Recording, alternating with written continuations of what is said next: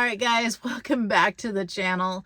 Today's video is going to be a little bit different. I wanted to take the time to talk to you guys about things that we have learned as owner-operators in case maybe somebody out there is interested in becoming an owner-operator.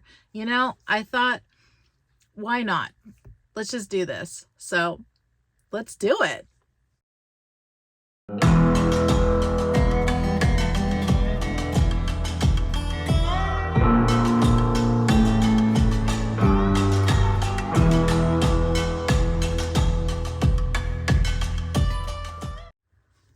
The number one thing that we have learned as owner operators is you got to be flexible. And I'm not talking about like yoga flexible. I'm talking about being flexible with your business, because the trucking industry, well, let's face it, it's kind of like the weather.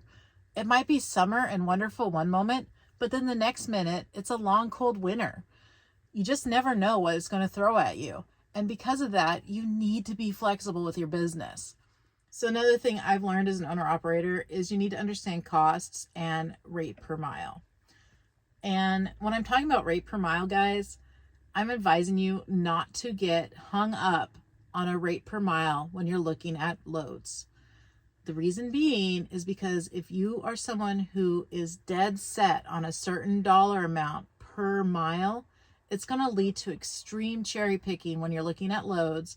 In the end, it will hurt your gross profits. I promise you that. Maybe a year ago, it was easy, but right now it's not. And if you're somebody who is dead set on getting $2.83 a mile, for example, it's going to be tough. There's loads out there that will cover that, but a lot of those loads, they're shorter mileage runs, or they're runs that go over numerous days. Maybe they're paying you to sit on the load for like 2 or 3 days. You need to understand how much are your costs to operate. So for us, we know it costs us 85 cents a mile as of November 2022 for fuel to operate Fancy. I also know how much do I need each month for my business to pay the business expenses, and how much do I need each month to pay our personal expenses, you know, our salary. Knowing that, when I'm looking at the bigger picture, I know how much gross revenue I need to earn in order to be profitable. I find it a lot easier to work that way than breaking everything down by the mile, because honestly, miles vary, guys. Sure, you can do a mileage breakdown at 10,000 miles a month, but what if you only run 6,000? That's a lot of miles you have to make up. I just find it easier to just know what I need and how many runs approximately I'm going to need to do in order to meet that goal. And in most cases, guys, when we had our own authority, we could meet that goal in a week and a half to 2 weeks. And that was on the current market as it sits right now. Maintenance to the per mile. And that's totally fine if you want to do it that way. I myself, I know, well, how often do we need to be buying tires? Approximately how much they cost. I budget that in with my overall monthly number when we need it to happen. But if you're somebody who wants to have a fun and you want to contribute regularly, by all means, go ahead and figure that out. But I will advise you, try to figure it out on a realistic mileage number. Because again, right now, the way the market is, running 10,000 miles a month in your area, maybe it's not realistic. Maybe it is. And again, don't stress over that rate per mile. Try to focus more on your gross revenue. All right, guys, so leasing on versus own authority. Yes, as an owner operator, I have learned from doing both. If you're new as an owner operator, I recommend leasing on with a good carrier. Note, I said a good carrier. You want to work with somebody who has your back.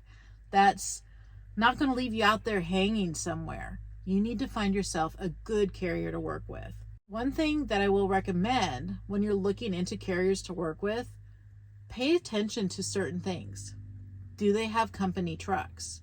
If they have company trucks, I'm going to tell you right now, most likely they're going to dispatch those company trucks before you. That's why we like to work with 100% owner-operator companies. Kind of levels out the playing field. You also want to know, do they pay percentage? Do they pay per mile? Do they pay flat rate? With us at SEVA, We're paid on a flat rate, so I know exactly what I'm making from terminal to terminal, no matter which terminal it is. And I appreciate that because it makes running my business a whole heck of a lot easier at the end of the day when I'm figuring out my numbers. Another great thing about leasing on with a company is they can help you get your base plates. They can help you with your IFTA. They can help you with loads.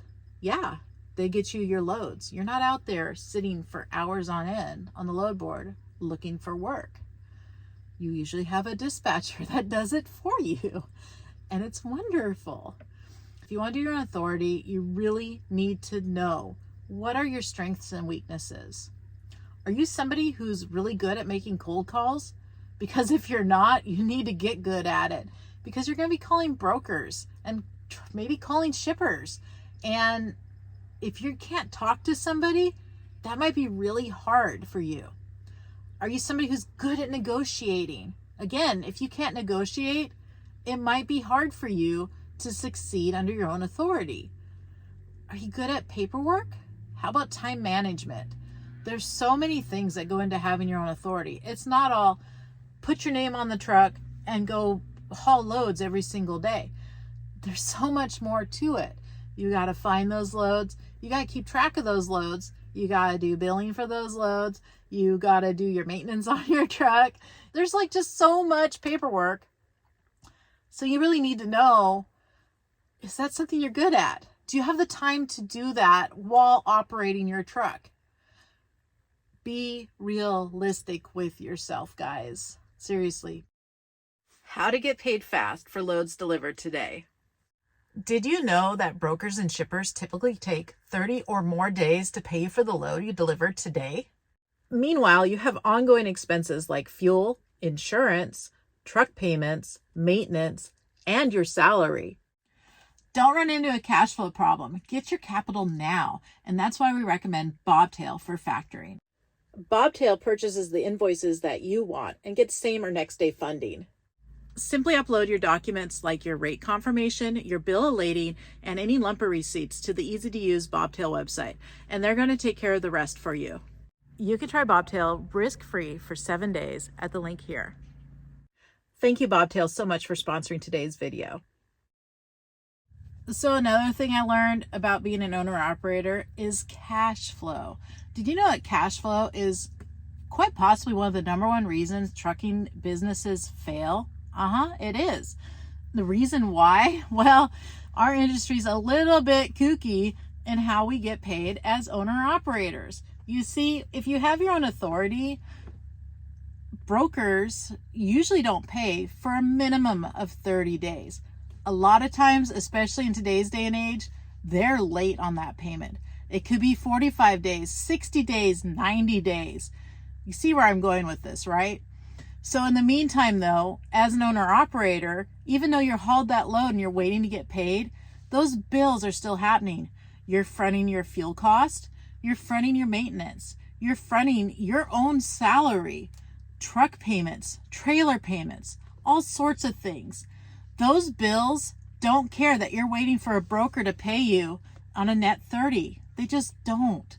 So a lot of guys run into cash flow issues if they're not getting paid on time. You can see how this is kind of playing out, right? So as an owner-operator, there's a couple different ways to completely avoid that. #1 option is to lease on with a company. If you lease on with a company, usually you're about a week out from getting paid with most reputable companies. Some companies will even pay you after you deliver each load. It all depends on who you lease with. The nice thing about when you work with a company, though, is oftentimes you have access to their fuel card. So they'll take your fuel payments out of your settlement check for all those fill-ups that you did, where you're not fronting the money in advance for that. Licensing, insurance payments, all those things. So that's another reason why leasing on with a carrier is a really good idea, especially for somebody who's starting out. Now, if you want to be your own authority, you then have a couple other options to avoid a cash flow problem. The first option is you could use the broker's quick pay option, and those fees often vary, and it often varies by like how many days you want for a quick pay. Or you have the other option of factoring. Now, that's what Martin and I chose to do with our business. We factored our invoices. We didn't factor every invoice because we had some brokers that would pay us the same day, but the ones that did not, we would factor them because oftentimes that factoring fee was less money than they would charge us on the quick pay option from the broker. The reason I like factoring is because, one, you are paid the same or next day depending on when the cutoff is for your factoring company. Two, when you factor a load, you're essentially having a back office. And having a back office as an owner-operator under your own authority is wonderful. It is a huge time saver. It streamlines everything. And you have that employee working for you. And what they're doing for you is they are creating the invoices, they are billing the brokers, and they're doing the collections.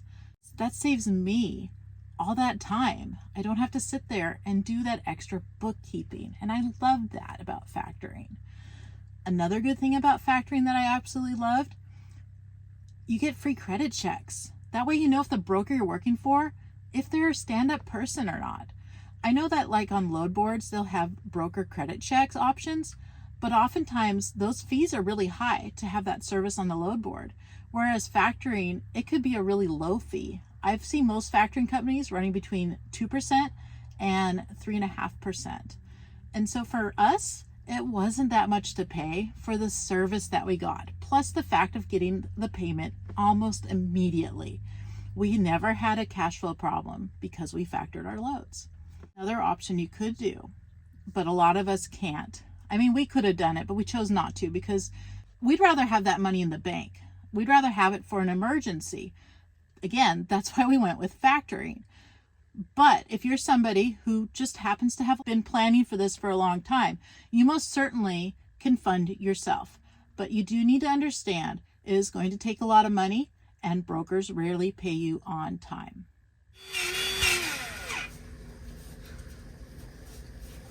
As an owner-operator, if you can do it yourself, you should. Because not only will you know it's done right, you're going to save a lot more money and get to know your truck.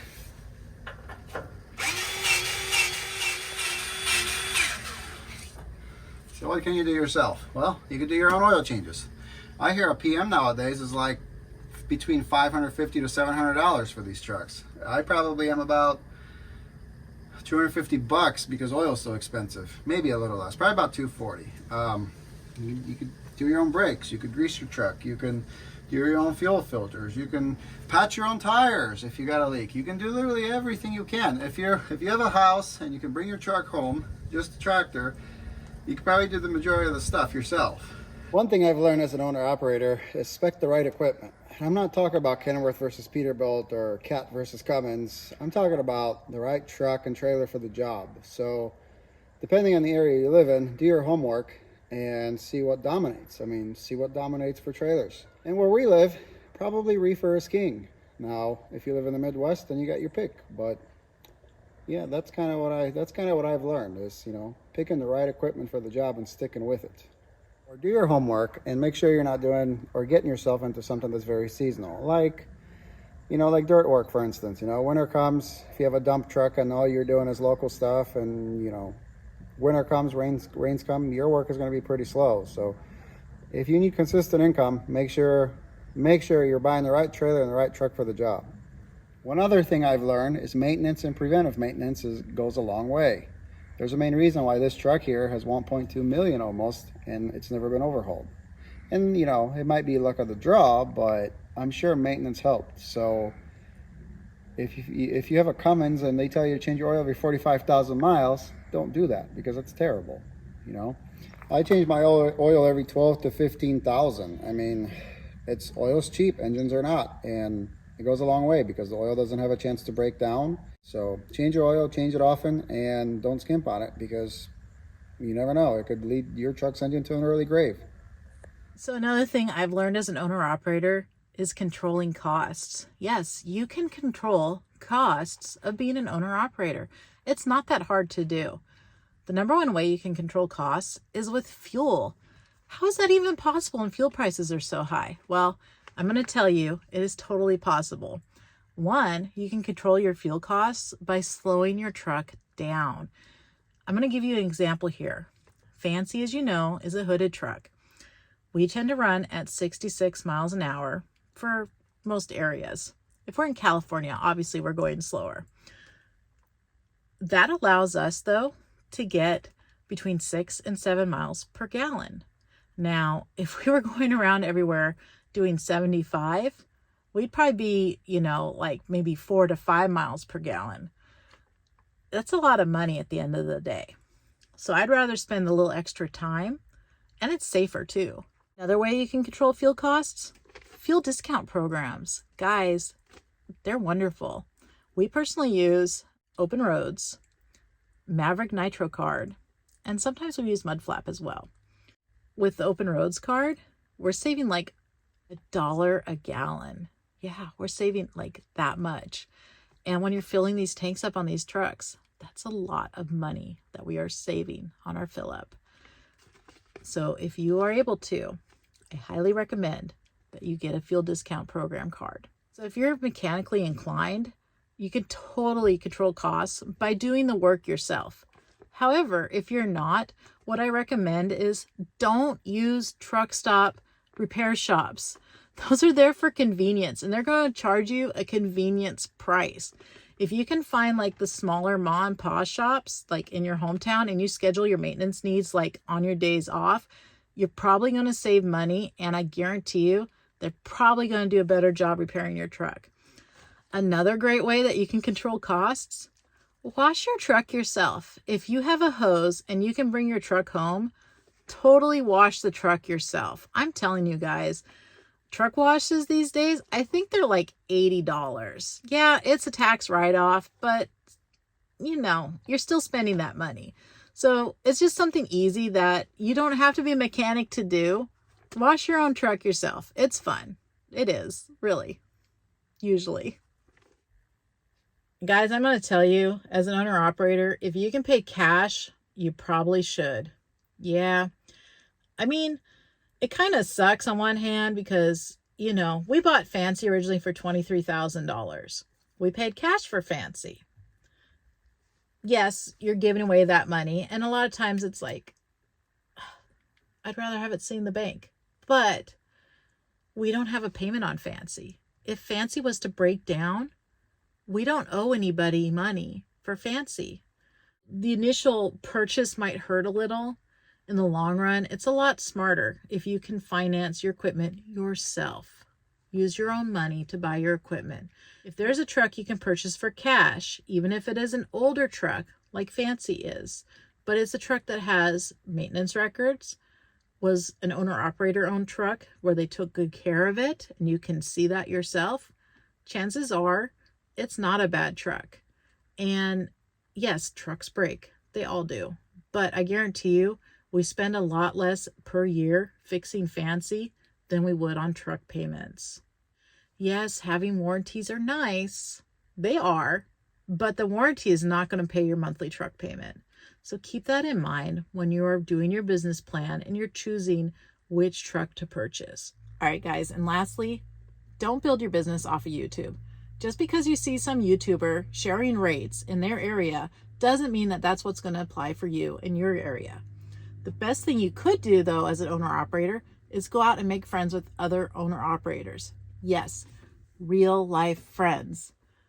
You remember those? Yeah, they're great. Go find some owner-operators and make friends with them. It's a wonderful way to compare notes, bounce ideas off of somebody who's in the same situation as you, and it really helps you develop a clearer picture of the industry, trends in the industry, and how you can adapt your business as needed. I highly, highly recommend making friends with other owner-operators. Okay, guys, so hopefully you learned something from today's video. And actually, if you've learned something as an owner-operator, let us know in the comments down below. I'd love to know what you've learned from your experiences, and maybe it would help somebody else who's reading the comments. You just never know. If you enjoyed this video today, please give us a thumbs up. If you haven't subscribed to the channel yet, please consider doing so. It does not cost you anything. Well, I take that back. It costs you your time to watch our videos, but that's why you're here, right? You like watching our videos. So really, it doesn't cost you anything, but it helps the channel grow.